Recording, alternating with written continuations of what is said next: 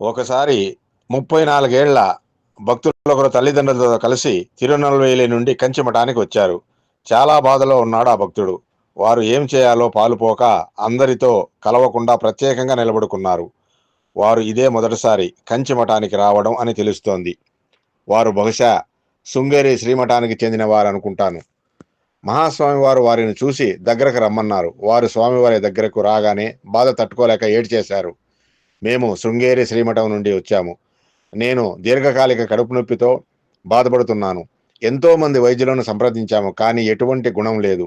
మా గురువు గారిని దర్శించుకోవడానికి శృంగేరి వెళ్ళగా మీరు వైదీశ్వరులని వారు మమ్మల్ని ఇక్కడికి పంపారు.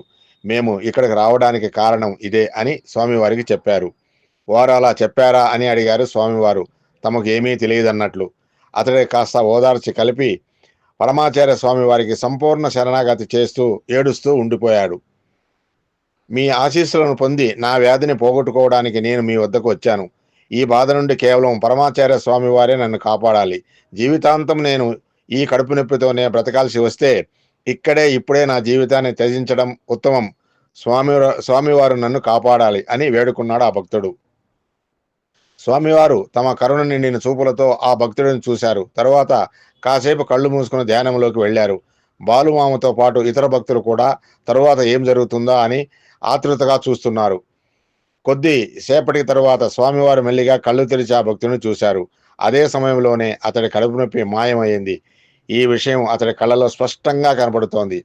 పరమాచార్య వైదీశ్వర, ఆ నొప్పి అంతా ఎక్కడికి పోయిందో నాకు అర్థం కావడం లేదు అని స్వామివారికి సాష్టాంగ నమస్కారం చేసి సంతోషంగా అక్కడి నుంచి వెళ్ళిపోయాడు ఆ భక్తుడు.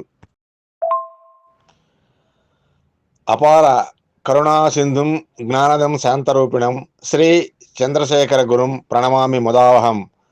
శ్రీ మహాప్రియం శరణం పరమాచార్య రక్ష రక్ష.